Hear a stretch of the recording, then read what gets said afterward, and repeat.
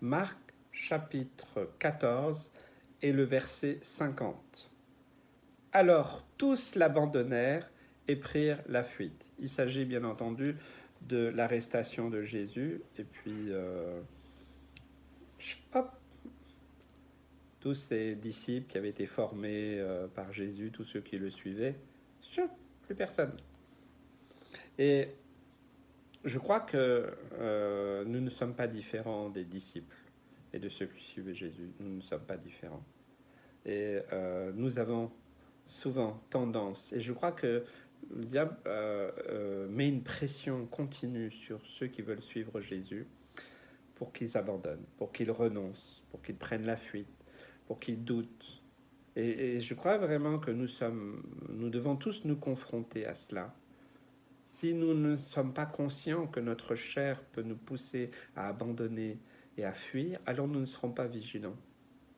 Eux, ils ne s'attendaient pas à ça. Ils pensaient être l'héros. Mais enfin, surtout, ils pensaient que Jésus, il allait, surtout après avoir vu Jésus remettre l'oreille à celui qui avait été atteint par cette épée, par l'apôtre, ils se sont dit, il va avoir un événement.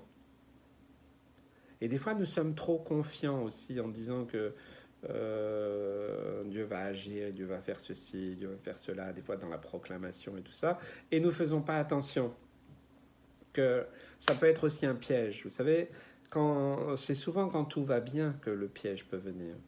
Quand tout va mal, généralement, on se polarise, on se concentre sur les vraies valeurs. Et quand nous avons accepté Christ, eh bien, pour nous, ce sont des valeurs sûres. Donc, on va plus prier. Peut-être on va pleurer, peut-être ça va être difficile. Ok, mais on va s'accrocher. Eh bien, je crois que quand il y a des fois des événements que nous ne contrôlons pas, parce que voilà, c'est pas nous qui contrôlons les temps, les circonstances, et on ne doit pas être victime des temps, des circonstances, des événements, eh bien, faisons attention qu'un événement, une situation, je l'ai tellement vu, c'est pas un jugement, mais je l'ai vu tellement de fois que des gens, pour un événement dans leur vie, alors qu'ils étaient des chrétiens, on va dire, engagés et autres, qu'on n'aurait jamais pensé, il y a un abandon, il y a un doute, il y a une fuite, parce que nous sommes fragiles, parce que nous sommes des êtres fragiles. Franchement, euh, si on avait vécu 3 ans et demi avec Jésus, est-ce qu'on serait plus spirituel qu'aujourd'hui? Vous allez dire certainement. Oui, mais eux, ils n'avaient pas du tout la parole. Ils n'avaient pas le même arrière-plan que nous. Donc faisons attention de ne pas idéaliser non plus la vie des apôtres, qui étaient des hommes, des femmes comme nous. Hein. Mais ils n'avaient pas le même arrière-plan. Nous avons la parole de Dieu. Nous avons accès à tellement d'enseignements et tellement de choses qu'eux n'avaient pas. Bien sûr, il y avait les Juifs, mais ils avaient la connaissance de la Torah, ok, une certaine connaissance religieuse, ok. Mais le jour, après tous les enseignements que Jésus a apportés, imaginez, ça paraît complètement invraisemblable, ils sont tous carapatés à droite à gauche. Et c'est tellement humain que je me dis que si ça a été écrit dans la parole de Dieu, c'est que c'est pour nous alerter sur notre vraie nature, notre nature pécheresse, notre nature, nos sens, nos émotions, voilà. Et je crois qu'on doit veiller, oui, prier, veiller et prier, oui, parce que le tentateur viendra pour essayer de nous faire douter, de nous faire abandonner. Et c'est souvent dans des événements. Quelque chose se produit, des fois ça nous concerne directement, des fois ça concerne indirectement. Là, c'était les deux, hein, ça les concernait directement parce qu'ils étaient avec Jésus, mais ça concernait surtout Jésus qui allait être arrêté, qui allait être crucifié. Mais vous voyez, des fois il y a des événements qui arrivent dans nos vies, et j'ai vu cela, j'ai vu le comportement même de chrétiens changer de tout au tout à cause d'un événement. Soit ils l'ont pris contre eux, donc ils l'ont mal interprété, ils l'ont mal évalué, et ça en résulte du doute, de l'abandon, de la fuite, des fois des disputes, des fois des divisions. Oui, il y a un processus qui se met en place. Le processus d'abandon et de fuite, il est ancré en nous.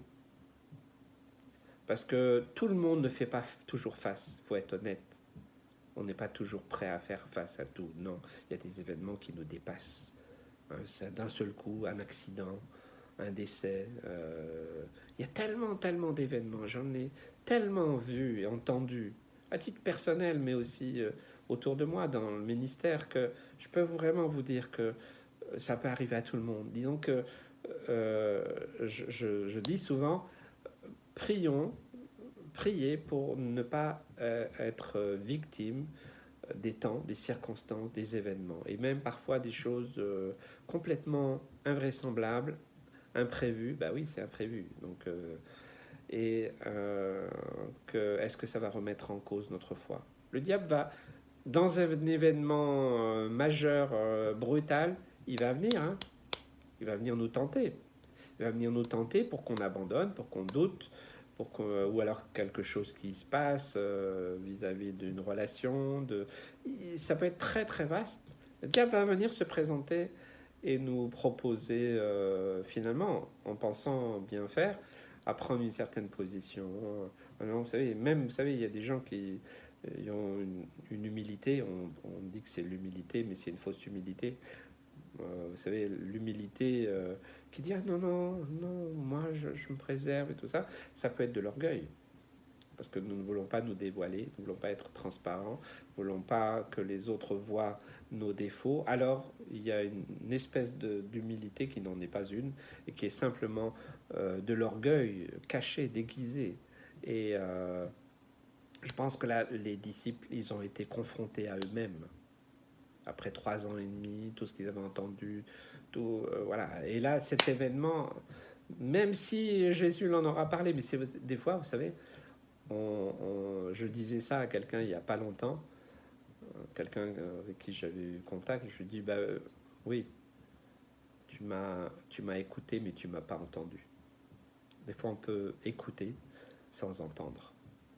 Et combien de fois, nous aussi, dans notre vie chrétienne, nous pouvons écouter la parole de Dieu, nous pouvons même la lire, nous pouvons regarder tout type d'enseignement, mais nous ne l'entendons pas, nous n'entendons pas cette voix du Saint-Esprit intérieur qui nous interpelle. Si nous lisons la parole de Dieu, si nous commençons à prier en écoutant la voix du Seigneur, de son esprit, sa parole, de sa volonté, c'est sûr qu'il nous parle, toujours. Les gens disent « Ah, moi, Dieu ne me parle pas, moi je n'entends pas ». Est-ce que tu entends une voix? Vous savez, c'est toujours ces questions-là, un peu ésotériques, un peu mystiques. Il faut sortir de ça. À partir du moment où nous ne faisons pas qu'écouter. Écouter, ça veut dire, ça rentre d'une oreille, ça sort de l'autre. Une fois que la réunion est finie, c'est fini, la moitié. Si vous demandez à tous les gens à la fin d'une réunion qu'est-ce qu'ils ont retenu, beaucoup n'ont pas retenu grand-chose. Pour ça, je dis toujours, notez, prenez n'écoutez pas un enseignement sans prendre un petit bloc-notes avec un stylo, et écrivez avec vos propres mots ce que vous avez entendu, pas écouté, entendu. C'est-à-dire, voilà, il y a une pensée, voilà, qui vient vraiment du Saint-Esprit, qui vient vraiment du Seigneur, un verset clé qui vous interpelle, vous, notez-le. Parce que quand vous serez à la maison, ou peut-être dans les jours, les semaines après, bien, vous allez regarder de nouveau, et puis ça va vous interpeller, ça va vous aider. Peut-être dans un moment difficile. Moi, j'ai pris l'habitude pendant des années d'écrire, et j'avais un gros classeur. Et combien de fois, quand j'étais pas bien, quand le diable venait pour essayer de me faire douter ou abandonner ou autre, je relisais. C'est merveilleux ce que tu m'as dit. J'ai entendu ta voix. Je sais que tu es là. Et ça m'a permis de tenir bon. Et je prie pour que ça vous aide aussi. Que Dieu vous bénisse, vous encourage, frères et sœurs.